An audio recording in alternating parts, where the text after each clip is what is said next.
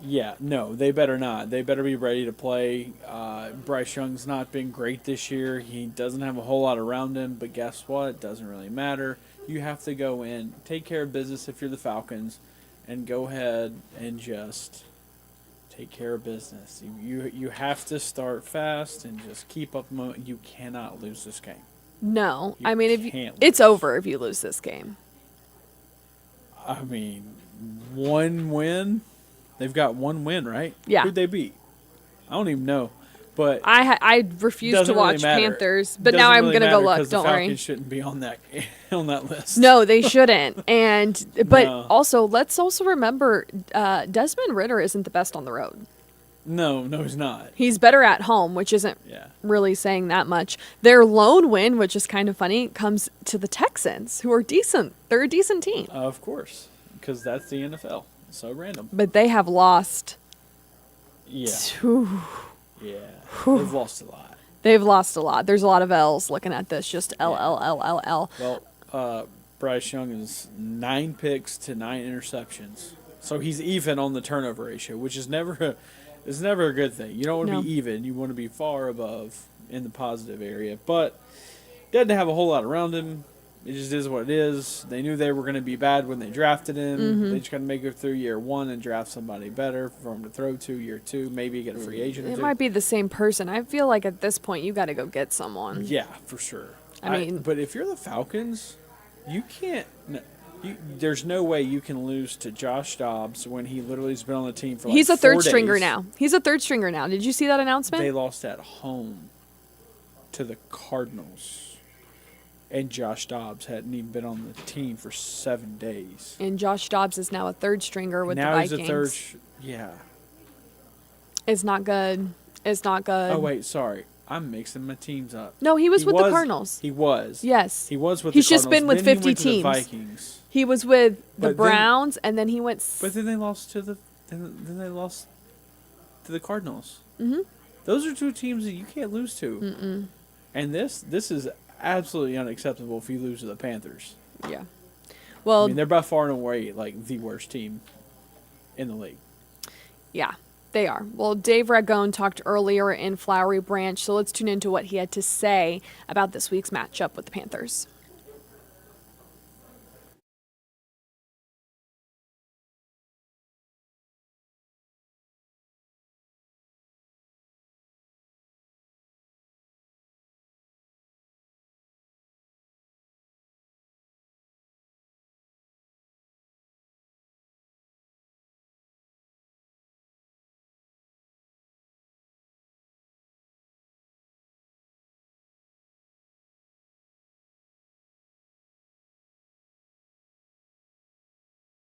Love about this profession, not just the player as a coach. Every day is a challenge. You go out there and try to get better than the day before. I think if that's the mindset, right, then you do get growth. It's not a straight line, though. And I think that's the one thing I have learned for myself at this position as a player or coach is there is no direct, straight path. Everybody has their own journey. The hard part about the journey for the quarterback in the National Football League, there's no timetable that tells you, well, this player is just like this player, therefore you should get this, right? There's been guys who started their careers who've been unbelievable, right? And then for whatever reason, whatever variable, right, they don't have the same success their career continues in the National Football League. There's been guys, right, regardless of where they're drafted, don't have a great whatever start, and then by the end of their career, you forget about the beginning part of their career. You know, I think about, my time in Washington, and you have a very talented quarterback room and guys at different stages of their careers. And I was fortunate enough to be a part of that staff and that team at that time where, by the time training camp was over, Kirk Cousins became the starting quarterback that year.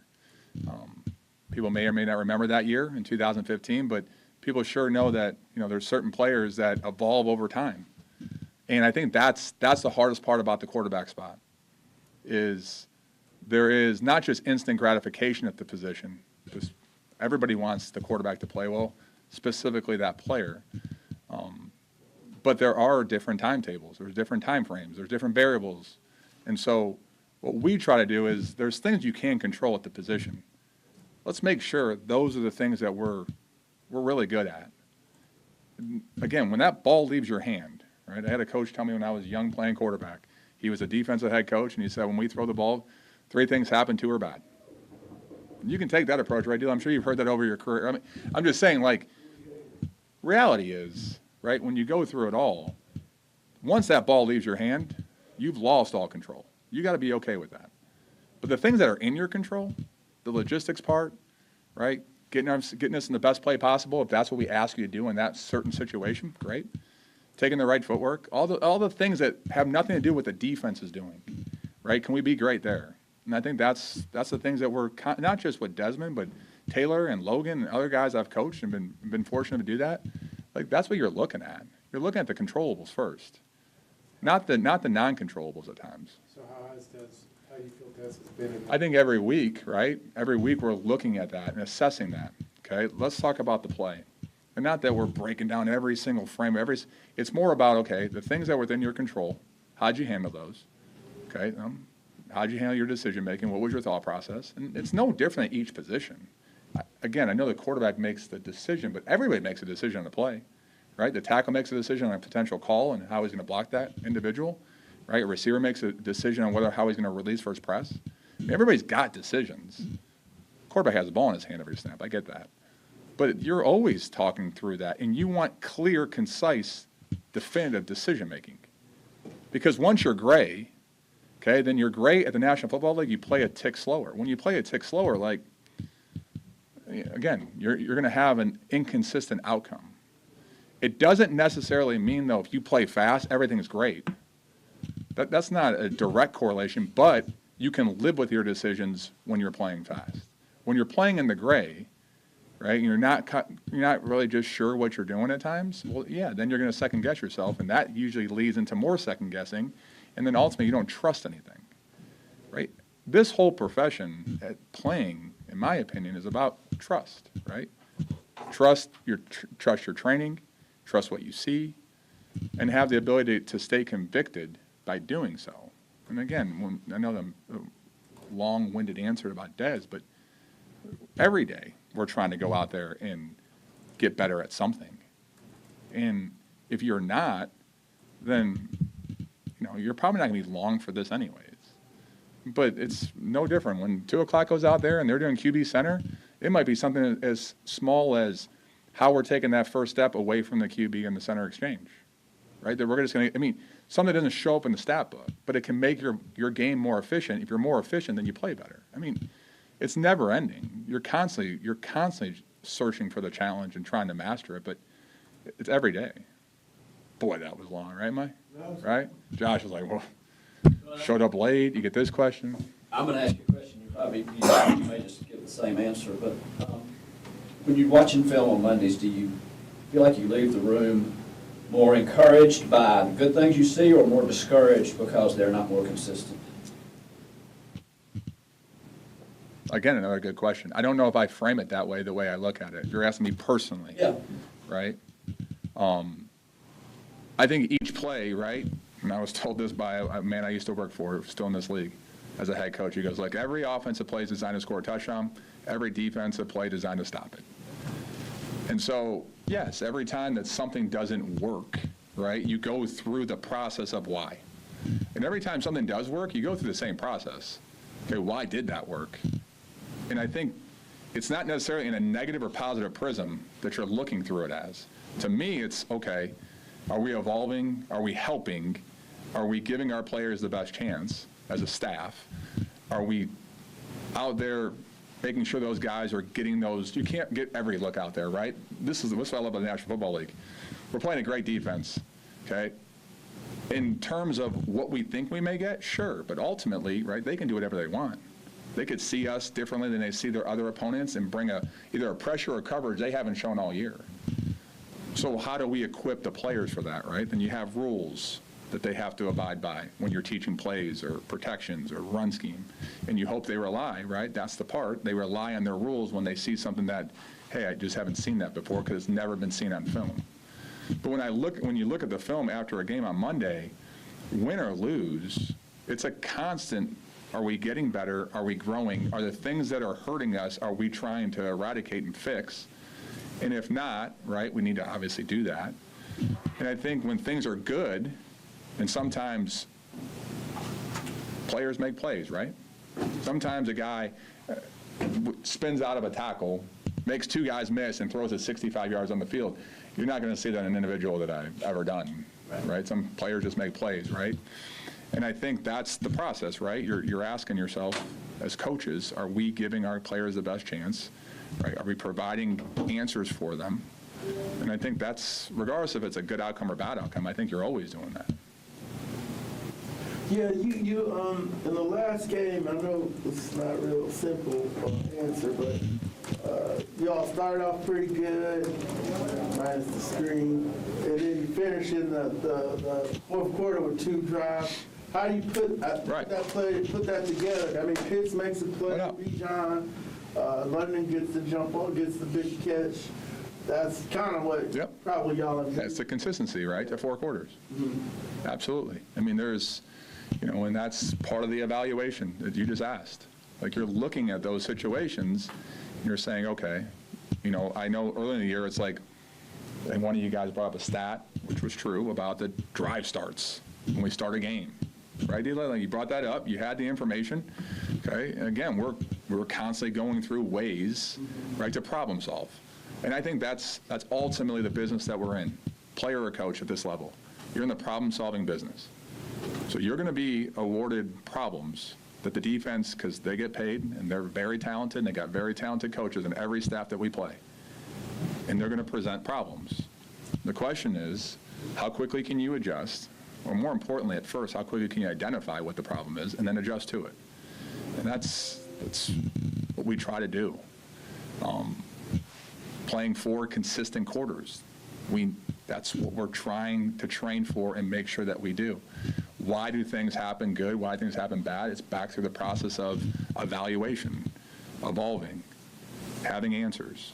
But I think there's no doubt. I think, again, I would argue that most teams, right, would sit there after every win or loss and go through the same evaluation process. I know on different staffs I've been through, you go through an evaluation process. Some are more tedious than others, but ultimately you want to find a way, right, to solve any issues and play more consistent for 4 quarters.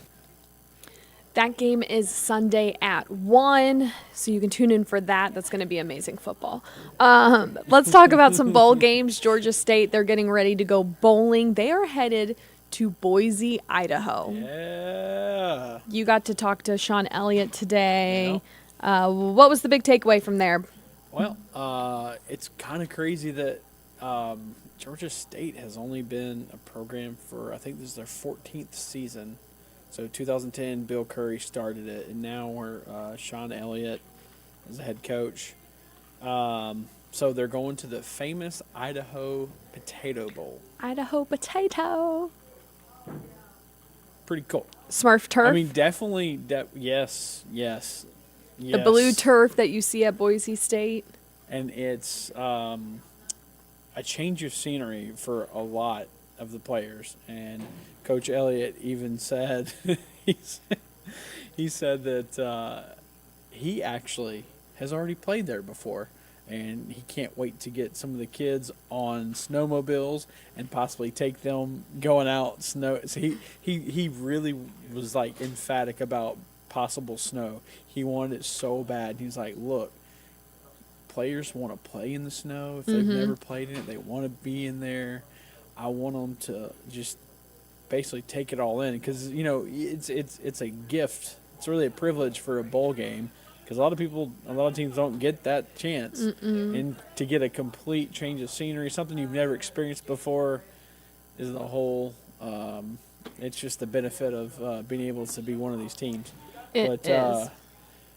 But yeah, he basically says he can't wait, but they also have a lot of uncertainty with the transfer portal and a couple of their starters transferring. So here's him earlier today. It's always a great time here. Anytime you've got postseason play as a football coach in the FCS or FBS, that means more practice opportunity. Just an just to have an opportunity to be around your team a little bit longer. And that's critical because, here we are, we're in the day and age of the transfer portal. Of course, I think everybody's aware of who we've lost in that portal and what we have to do. So this preparation time has been very important for us. Some new tackles right there, some new running backs, some guys that's going to carry the football, some new secondary guys. But that's this day and age of college football. You can complain about it, but you have to engage it and make the most of it, and that's what we've done. So it's been a great 2 weeks of practice, or I guess a week and a half. Balancing that with exams, balancing that with recruiting, visits. As you can imagine, the season is a busy, busy time for us, but the last 2.5 weeks has been, what's the term, you're drinking out of a fire hose? I mean, it's a turnaround. We have 6 visits here right now. Just walked off the practice field, as you know. Got to take them to lunch, and it just never stops. It never stops. So, yes, I'm looking forward to getting to Boise, Idaho, and kind of stepping away from all of this a little bit. Not to relax, but just to really kind of get away with our football team, get them away from Atlanta, and go experience something we've never experienced before. And the college football, the game itself, takes us all, if you're in it long enough, it takes us so many different places. And for us to take our team to Boise, Idaho, a place that 99.9% have never been, and get to experience that environment, I think it's going to be special. You mentioned the extra practice time that you get because you're in a bowl game. Are you seeing the benefits of that? And obviously it probably won't show up until later, but what are the benefits as a coach when you have these extra practices? Because I know you're practicing for this game, but it's also for the future, for the young players, right? Yeah, you have that opportunity. First and foremost, we've got to prepare to win the game. So you can't solely focus on, the underclassmen and guys that haven't played so much. More so than anything else, like I said, it's replacing the starters that we lost that have left us. Marcus Carroll, for example, he's out of here. He had 99% of our carries at the running back position. So we had to get some other guys. They've been practicing, but to be that guy, to be the guy with the first unit, is something you have to experience. New tackles. We lost a couple of tackles. One that was a graduate that is going into the NFL draft, or hopefully will go in the NFL draft, and then the other was a portal guy. So those guys that have to step up, and that's a huge benefit for them to actually get to go out there and see just how they react, how they respond with that first unit. Disappointing end to the regular season with the losing streak, but how important is this bowl game to refocus and rededicate yourself and try to end the season with that crucial 7th win?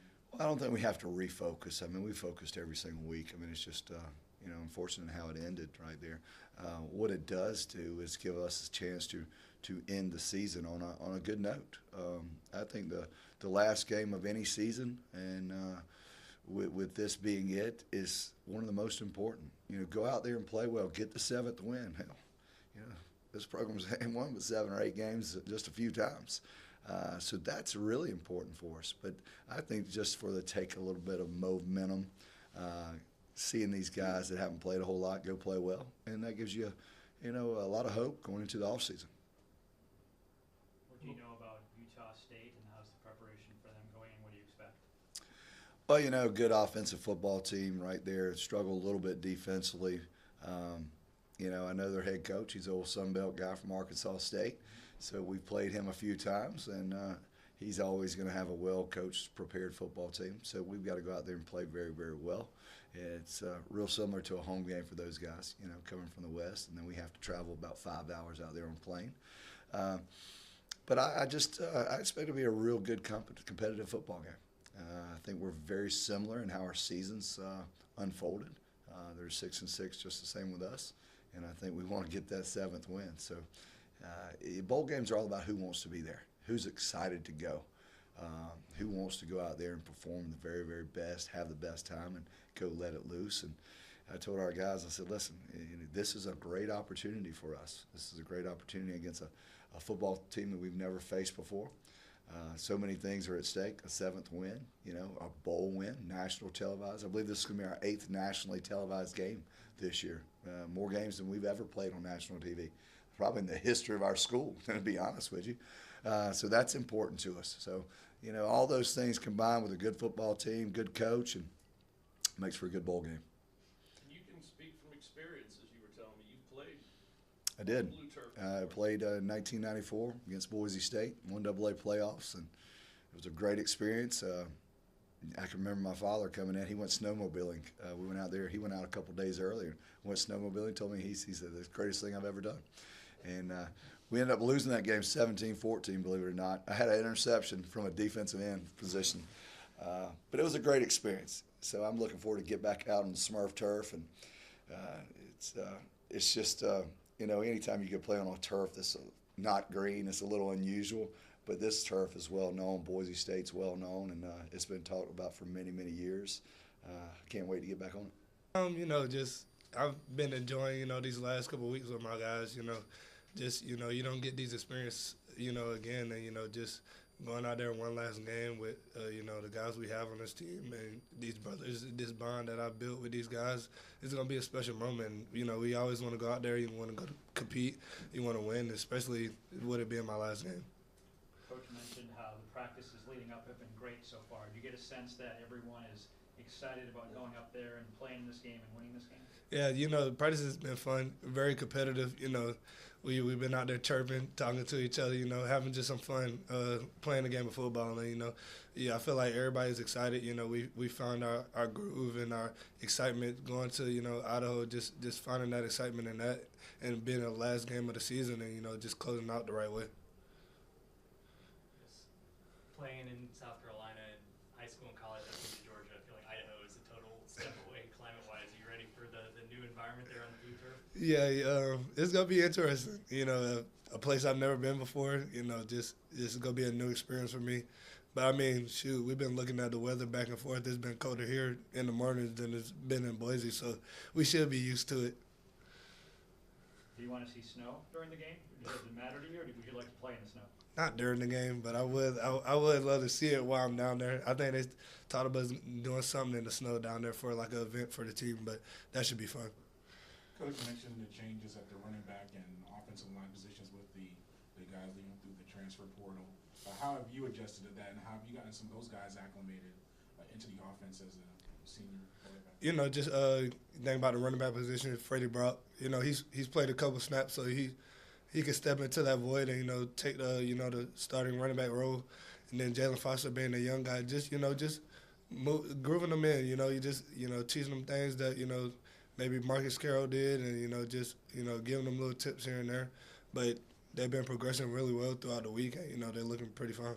What about your linemen? I mean, it's pretty significant losing some tackles and just linemen in general. How about those guys? Yeah, those like we talk about a lot. Next man up. It's time for those guys to get those snaps and to get those plays. And you think about Lamar Robinson, he maybe limited snaps this year, but now it's your time to shine. You get to play in that role. Mason Cook, another guy that's getting to step in. Ben at tackle, a guy that gets to step in and play. So just guys being able to get that opportunity to go out there and play and showcase their abilities.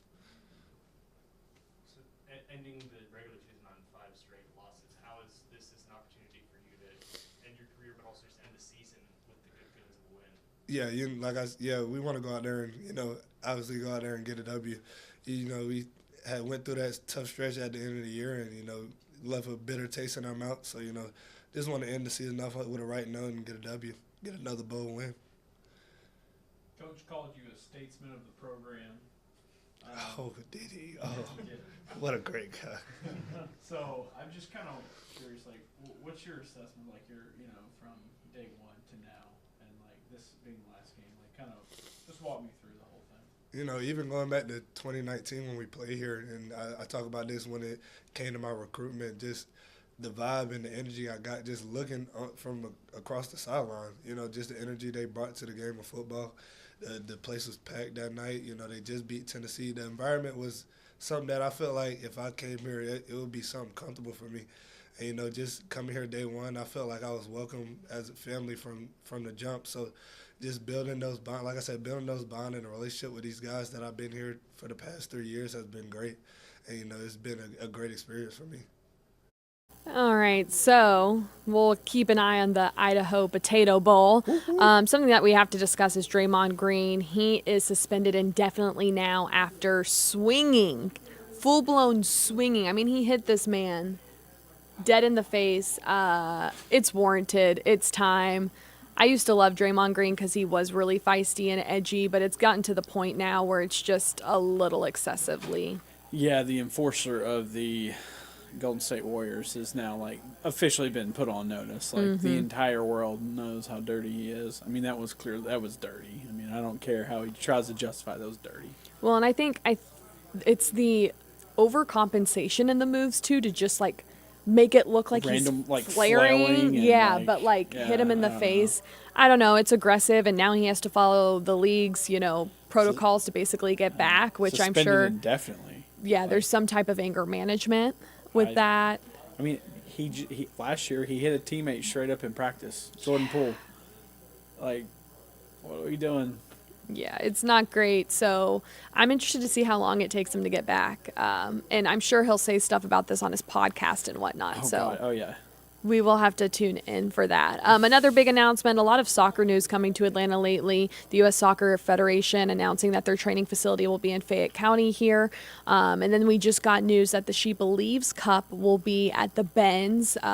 We don't know who the 3 other teams are that will be playing in this tournament along with the U.S. women's national team. It's really cool, though, because the youth soccer movement here is really big. And so it gives them an opportunity to see the U.S. women's national team, who always shows out. They're always fun to watch despite kind of falling short in the World Cup.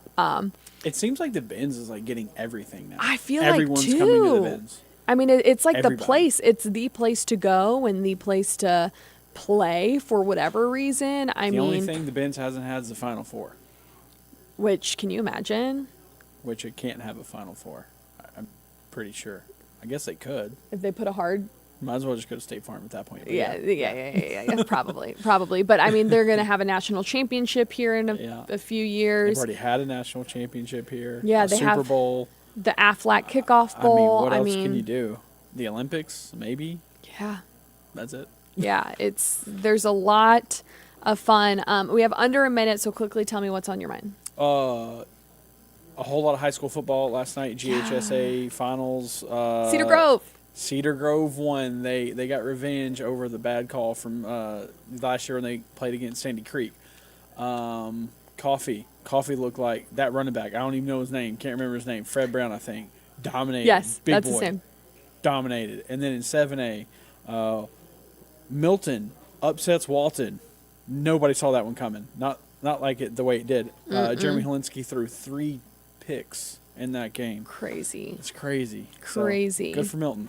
Good for Milton. Good for Cedar Grove. Love to see the kids winning big and getting to play at the Benz. Right? All right, that will do it for this edition of Sports Night. For Lee Smith, I'm Bailey Burmaster. Thank you all, and make sure to tune in for tomorrow's Sports Night. Have a good night.